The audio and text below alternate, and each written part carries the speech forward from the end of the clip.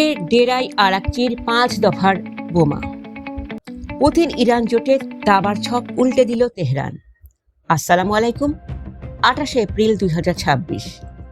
সারা বিশ্ব আজ তাকিয়ে আছে ডোনাল্ড ট্রাম্পের একটি সিদ্ধান্তের দিকে।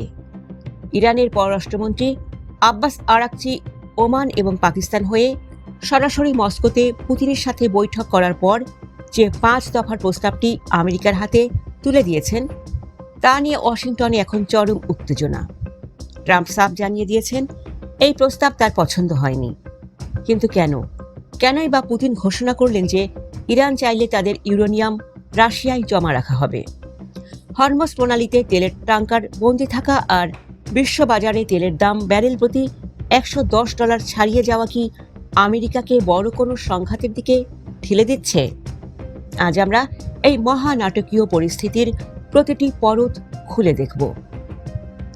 আল জাজিরা এবং রয়টার্সের সর্বশেষ তথ্য অনুযায়ী আরাকচি ইসলামাবাদে যে লিখিত প্রস্তাব দিয়েছেন তাতে ৫টি শর্ত রয়েছে।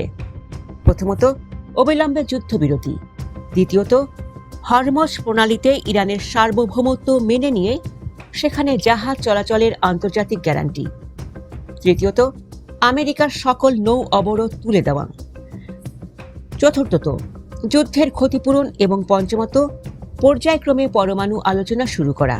তবে ট্রাম্পের আপত্তির জায়গাটি হল ইরান বলছে আগে যুদ্ধ থামাও, তারপর পরমাণু আলোচনা, আর ট্রাম্প চান ঠিক উল্টোটা। আরাকচি পাকিস্তান থেকে সরাসরি মস্কো যাওয়ার পর পরিস্থিতি এক অভাবনীয় মোড় নিয়েছে। ভ্লাদিমির পুতিন প্রস্তাব দিয়েছেন ইরান যদি তাদের সমৃদ্ধ ইউরেনিয়াম রাশিয়ার কাছে জমা রাখে তবে আমেরিকা আর পরমাণু কর্মসূচি নিয়ে চাপ দিতে পারবে না। এটি ওয়াশিংটনের জন্য একটি বিশাল কূটনৈতিক ধাক্কা।